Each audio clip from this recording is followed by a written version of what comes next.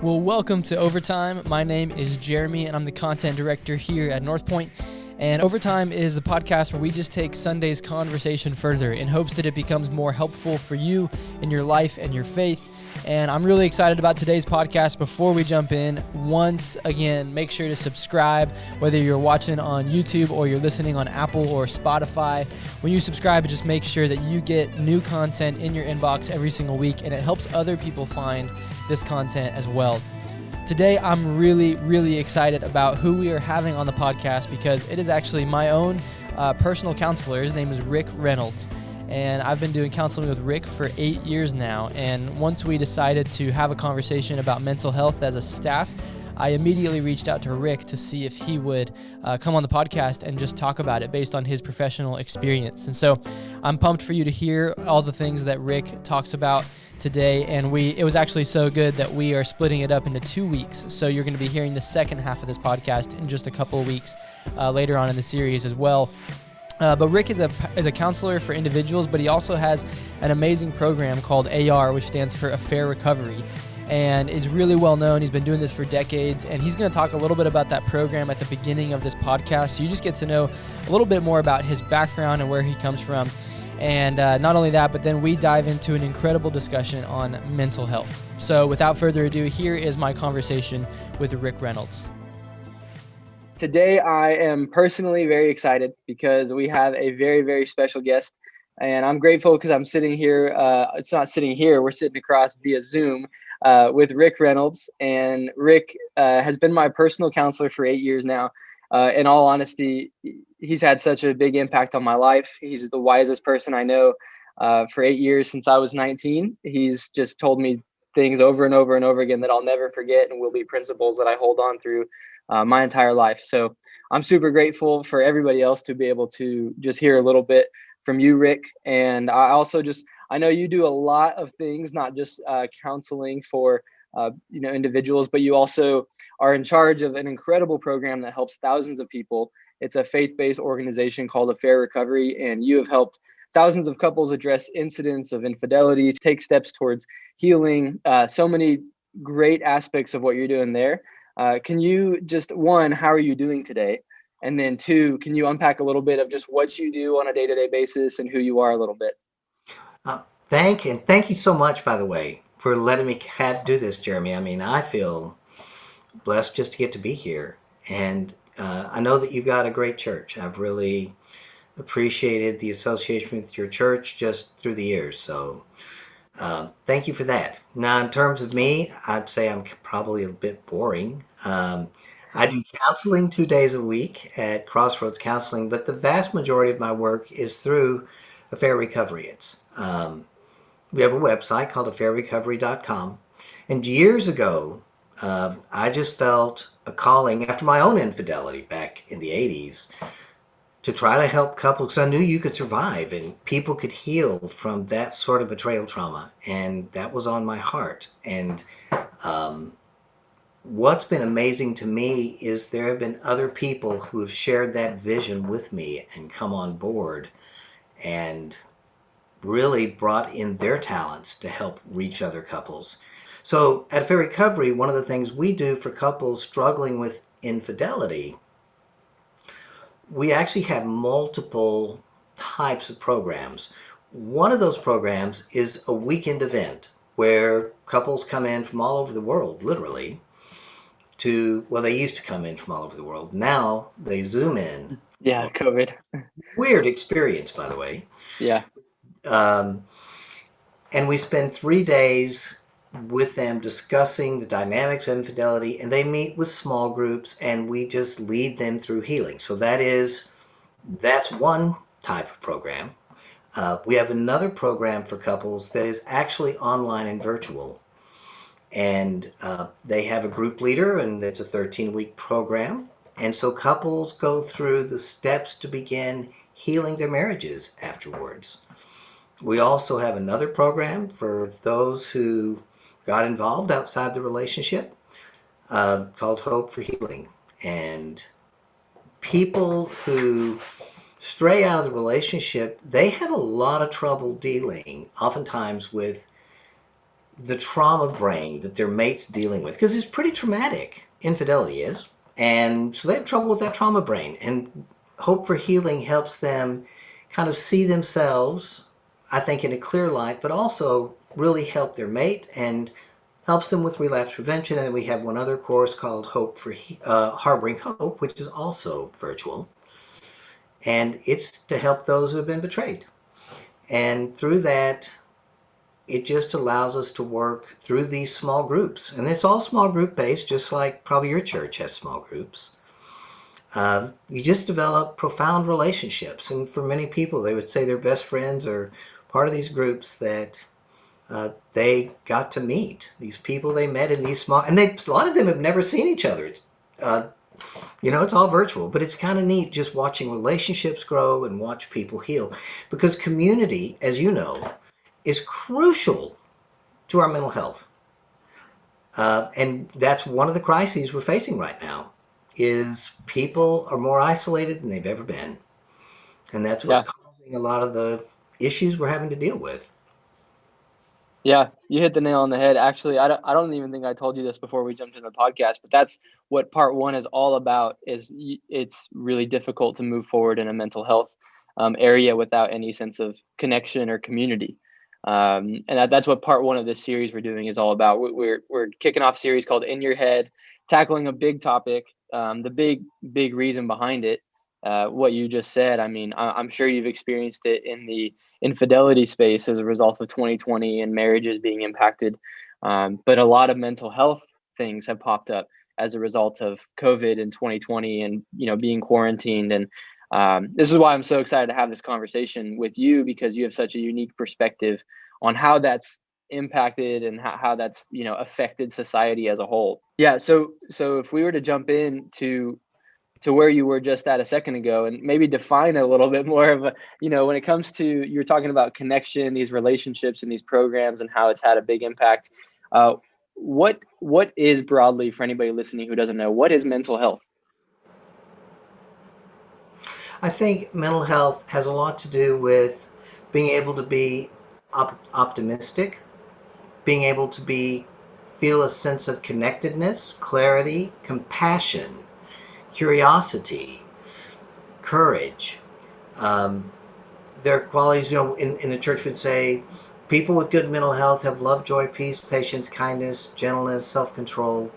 Um, those are all characteristics. I mean, the Bible's very clear about what that is. It's the fruit of the Spirit.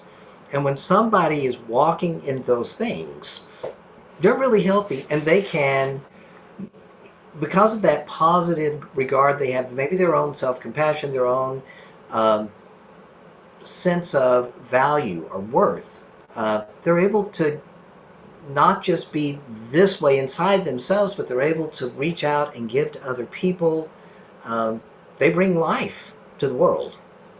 Mental health has a lot to do with, how it impacts other people around you too. So it's being able to be respectful and being generous. And there's so many qualities. I've been thinking a lot about what does that look like, Hmm. and it's very positive. It's not.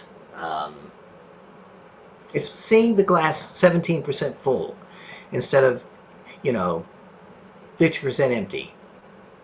You just are able to see things that are life-giving rather than just seeing things that are oppressing and depressing. Yeah, I think I like what you said there at the end, seeing things that are life-giving.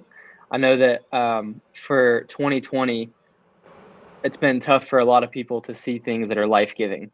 And because of that, there have just been, I mean, I'm sure you've come across them as well, but many statistics and studies that have talked about what has happened in our country and in our world as it relates to mental health in this past year. What are you seeing from your perspective as it relates to mental health right now? Oh boy. Um, so here are some of the problems I see. One of the things that COVID uh, perpetrated on us, maybe that's a good way of saying it, uh, because of the shelter in place. I heard somebody say the other day that we've actually gone through a decade's worth of change in a year, maybe more than that. One person said maybe 100 years worth of change in a year. It's what it did though is it changed for all of us our routines. So the way the brain works, Jeremy, we have these synaptic networks. It's part of the way we go around. It's what I mean. Some of them are positive, some of them are negative, right? I mean, if you're an addict, you've got this one neural network that's really not so helpful. But generally, they're the habits we do that hopefully bring health to us.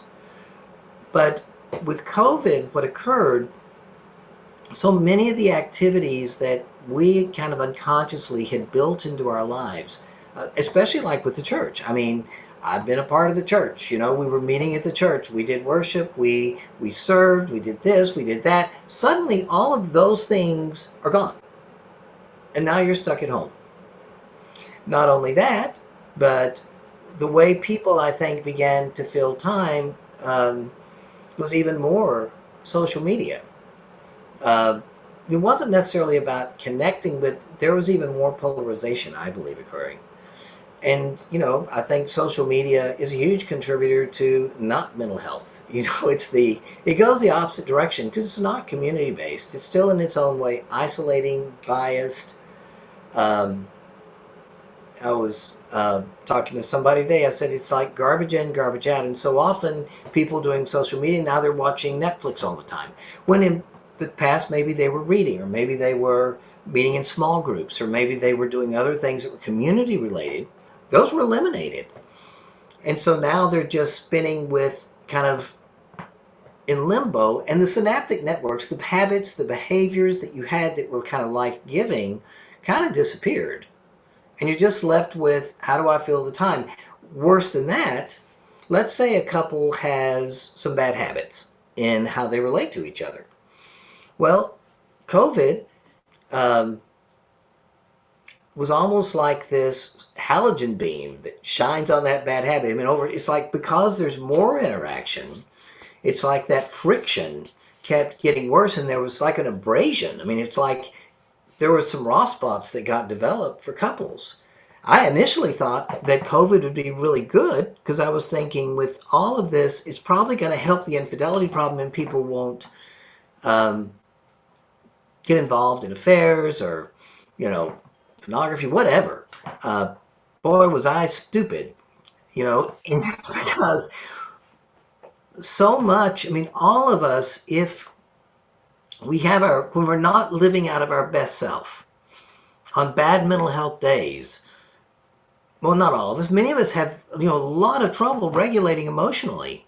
We don't know how to calm down or how to deal. I mean, anxiety levels have gone absolutely through the roof. And so the way that we typically are dealing with that anxiety that's resulting from a lack of connectedness, from a lack of those healthy habits and things like that, is we go to really unhealthy things to numb things out because we don't know how to emotionally regulate. So it's gotten worse, not better. You know, so my dream of things getting better and working myself out of a job went sideways. You were just hoping that everybody would get healthy and you'd be good to go. And a fair recovery and all of that stuff was like, okay, well, that's really sad. We don't have enough people to, you know, help anymore, so we'll be out of it. But sadly, when people were trying to feel alive again, they weren't, a lot of people didn't choose healthy ways to do that. Because, I mean, there's some things you can do that really bring life, but there's other things that don't. And so it's much easier to go the route that you're doing things that don't necessarily bring health, um, but they do make you feel better temporarily, but they're not good for marriages and they're not good for our mental health. Yeah. Yeah, it's interesting you say that. I've had a couple of friends and just people I've talked to, and I've asked them, you know, probably in like May, June timeframe last year, I'd asked them, hey, how's it going? And they'd tell me, oh, I'm spending more time with my kids than I ever have and more time with my wife. It's amazing. And then a couple months later, hey, how's it going? Man, we're really struggling. Like we're bumping into things that we didn't really know were there. It's like, it's exactly what you talked about. At first, we all went, man, the time. And some people I think still really experienced and got to soak up that time. But for a lot of folks, I mean, it was that you know bumping into things that perhaps weren't as prevalent, not being home all the time like that. Um, so if someone walks into, you know, a session with you and Let's say it's these kind of, people, and a lot of us can relate to this. We've had issues that have popped up as a result of the last year, and we're struggling with, like you said, anxiety is just astronomical right now, or it is a couple that is struggling in some aspect. And I know you've taken people who are walking in, at ground zero and going, how do I take steps? And you've taken couples who have struggled with infidelity and go, how do we take steps towards a better direction? Somebody who's walking in at ground zero with mental health and depression and anxiety, what would be the first thing that you would recommend people to do to move in a healthier direction?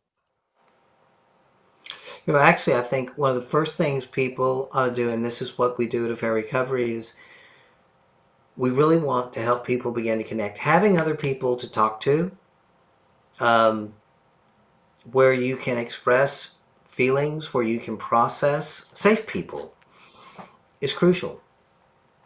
But when you're there not talking, when you're just stuffing, when you're isolated, that is not a healthy human condition. I mean, the worst punishment you can give a human being is going to be solitary confinement, because we will go insane and die. We don't do well without that connectedness. So finding someone to be able to talk to who can be empathetic, who can be supportive, who can help you process, but also just where you feel validated, where you feel connection, though that's terribly important. Um, I think that developing habits that really help. One of the things Steph and I have done as we've gone through this, um, we go for a walk. And when we go for our daily walk, and I've encouraged a lot of couples to take daily walks, we listen to a podcast that our pastor does. So we kind of listen to that, a daily devotional for about 10 minutes as we're walking. And the beauty of doing that for us is it gets us to think about things above, not things below. It reminds us who we really are. That for us is a great activity. Reinstating activities that are really good for you. I mean, reading. They've read some great books, um, all the way from classics to philosophy to. I mean, if you take advantage of it and do something besides numbing yourself out on Netflix, uh, not saying that's bad, but I know that's really filled up a lot of people's time. Playing games. One of the things we've started doing is having my son and his girlfriend over, and we play cards. Um, you know, it's so weird, but we had quit playing games years ago. But we found when we did that, what it did is it brought back that community. Hopefully, even for your church, whether it's virtual meetings or whether it's in person. I mean, one of the things that we do at our work that's been so much fun at Affair Recovery is like today we had a luncheon. Everybody's on a Zoom call making jokes and chewing with their mouth open and smacking. But Mm. but it just even then you're not alone. And I love it when people begin to be intentional with how they're living so that you begin to adapt to a time that naturally isolates and you put back in place the things that regenerate. Yeah, that's good. One of the things Ashley and I have enjoyed throughout COVID is puzzles. We're doing puzzles. By Yeah. the way, a tip, Stephanie discovered this at Goodwill. She found a bunch of jigsaw puzzles. Some of them, my daughter goes over and finds a bunch of jigsaw puzzles at Goodwill. So Goodwill has jigsaw puzzles. So if you want some cheap puzzles, that's a good place to go. Nice. That's awesome. Yeah, I was. It's funny you play games. Say games. I literally played chess with my mother-in-law and father-in-law, like, I don't know, 2 or 3 hours last Sunday. It was great. It was awesome. Yeah, But things like that back in. One other thing I would say that's really important. Um, it's easy when there's where you're spending more time together to get irritated with, your mate. And I believe I've been really studying this one topic over and over because I've been fascinated by it. It's the topic of forgiveness because, of course, those experiencing infidelity, trying to figure out how to forgive the wounding, everything that's happened it's a huge challenge. But I think for couples even not experiencing infidelity, uh, those resentments, those things that irritate, because they, like I said, there's that abrasion, it gets worse. And committing to keep very short lists, to make sure that you're not holding on to things, to purposefully keep telling yourself, I love this person. I don't want to kill him.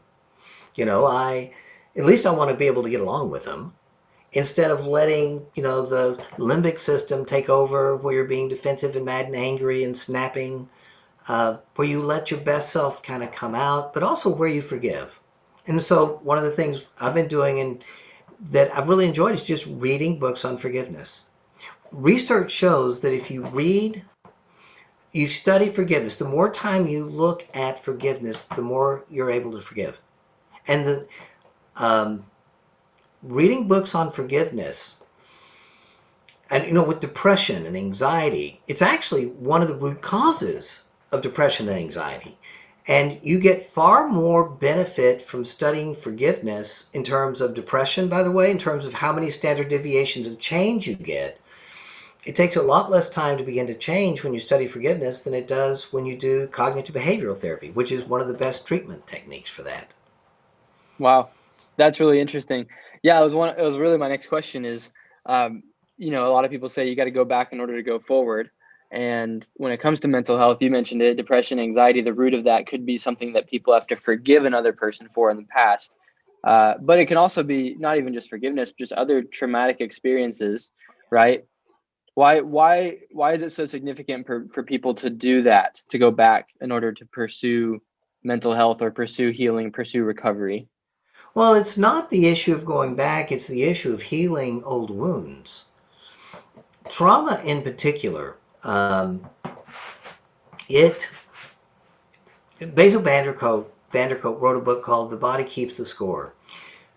Traumatic events that have occurred to you. And when I talk about traumatic events, I'm not it can be abuse as a child. It can be neglect, where a parent just was so emotionally,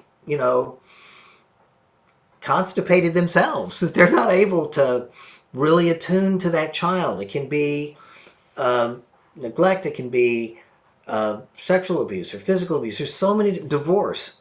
There's so many different things that are childhood injuries. And what we have learned in the last 20 years is that those traumas have a profound impact on how we function as adults, how we deal with things. And it has a profound impact on our mental health, as well as our physical health, as well as learning disabilities.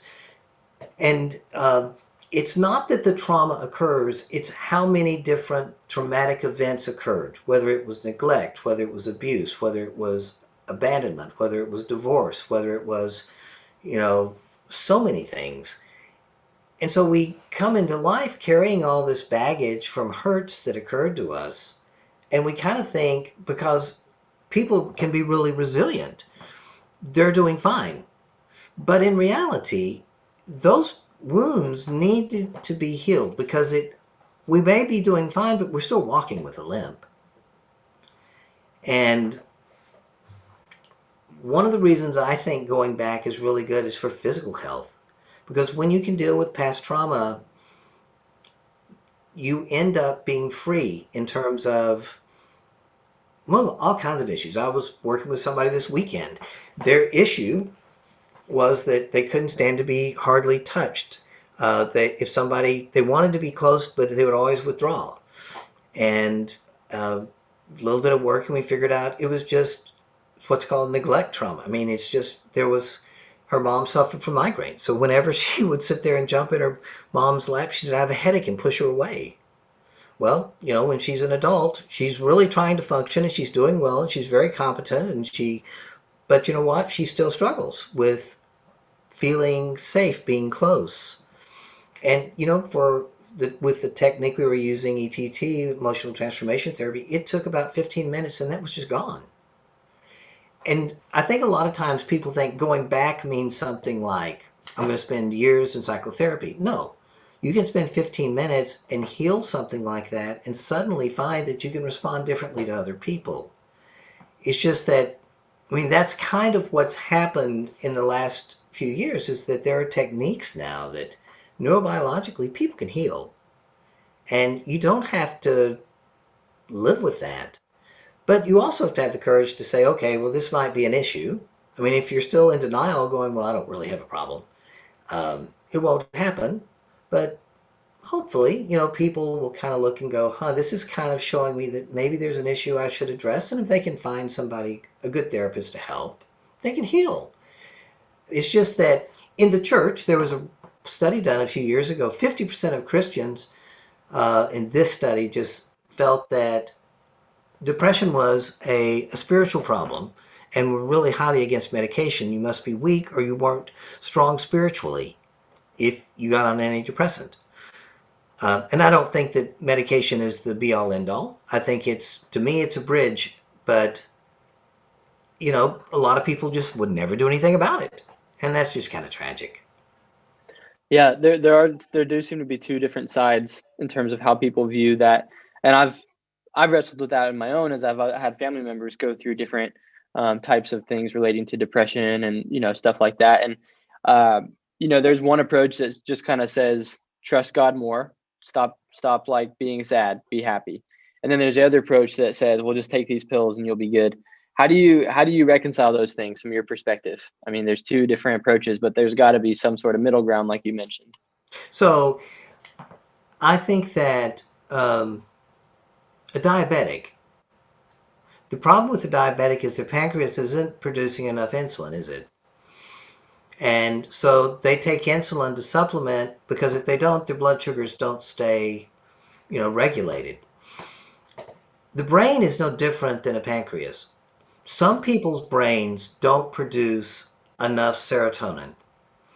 Um, and stress is to the brain as sugar is to the pancreas. And if you just happen to be one of those people who neurobiologically, your brain doesn't produce enough serotonin, just like the person with diabetes, it is a physical problem. It is not an emotional problem. And we don't think people just need to have more faith to treat diabetes. Why Mm-hmm. would we think the same for the brain? Now, however, what's true about the other side is that I believe and research has really shown this one, if I think the right way, if I take every thought captive, if I am generous, if I'm giving, if I have meaning and purpose, I mean, if I follow Christian principles, um, my brain functions much better. I have much less stress. I have a lot more joy naturally. Well, let's see. If I remove stress, if stress is to the brain as sugar is to the pancreas, if I remove stress, guess what? I may not need um, to have an antidepressant. So, yeah, there is some truth. If I'm living well, I can do well. Trauma, however, back to trauma, people who have trauma naturally already have stress. But if the trauma's healed, then you also take the stress out and eliminate many of the reasons people are getting depressed. Yeah. Well, I've never heard it kind of explained like that in terms of the two different sides of things. I think people do get the answer, just have more faith a lot, and it puts them in a mode to go like, well, I'm trying, but I don't know how to move forward. Telling somebody to be happy, no, you live a certain way to be joyful. Dickens has a quote that I really like. He says, you know, this one thing is true, no matter how full or empty a man's purse, the one thing that's true about life is suffering. Therefore, happiness is a gift. And it's our job to enjoy it when it's there and to add to other people's store of it. And happiness isn't an entitlement. I mean, Jesus said in John 16:33, in this world you're going to have trouble.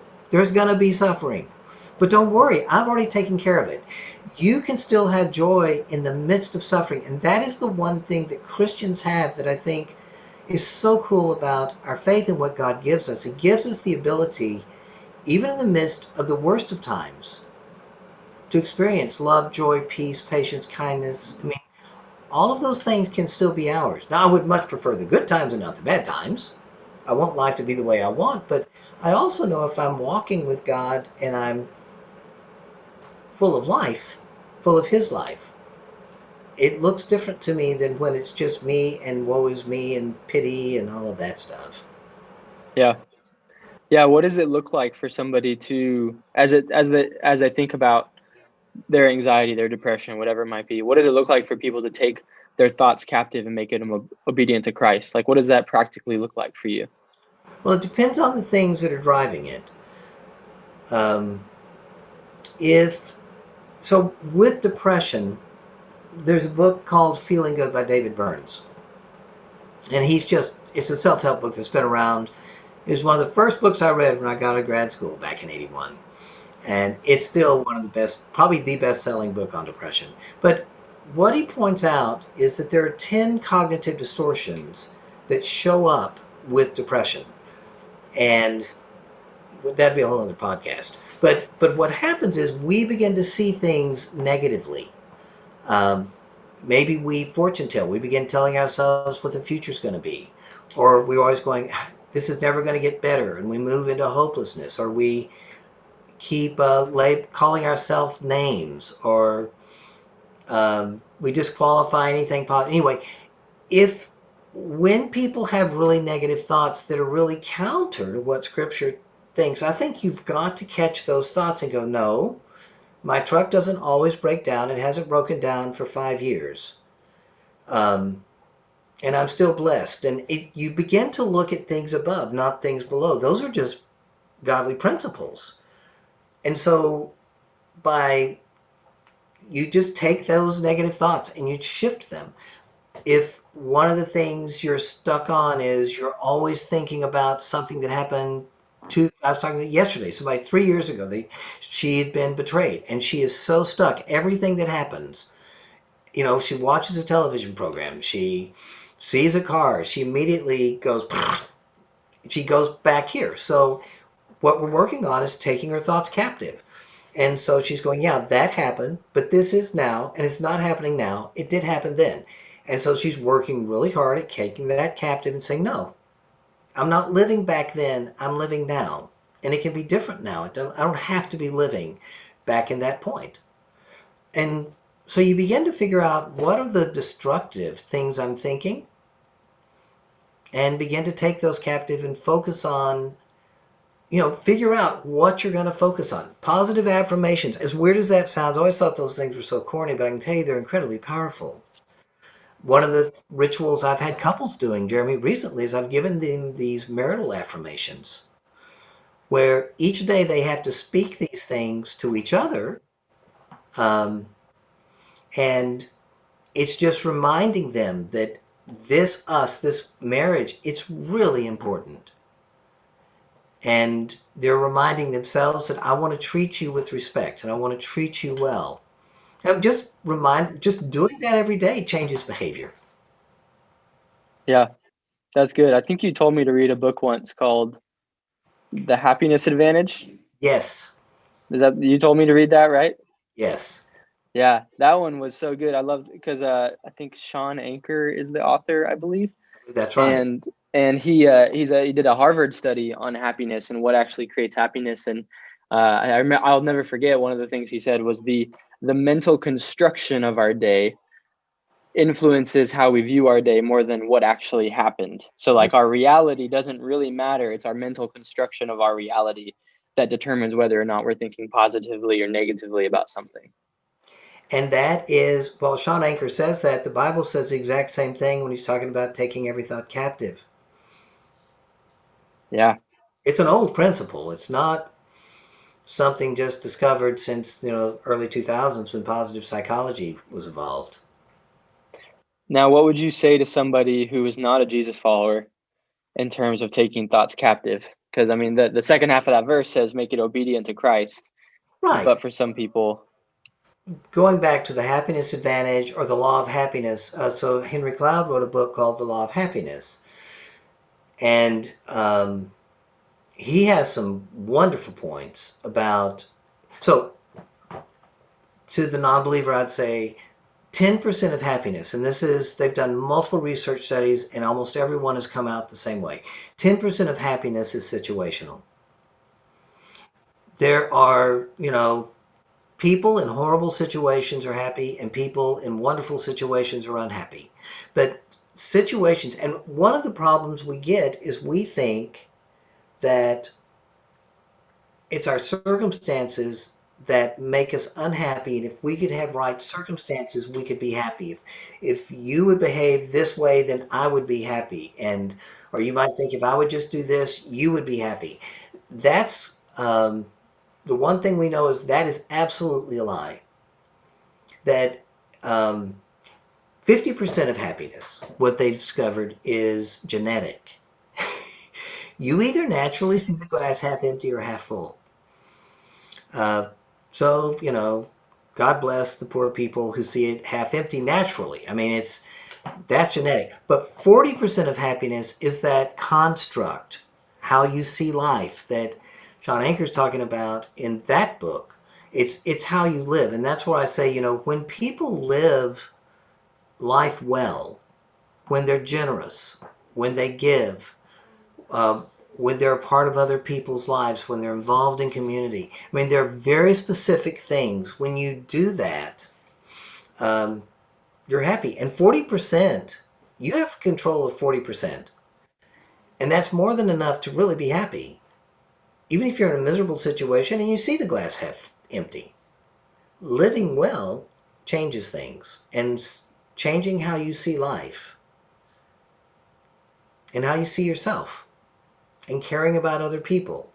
All of those things, that construct shifts, and you become somebody who experiences joy.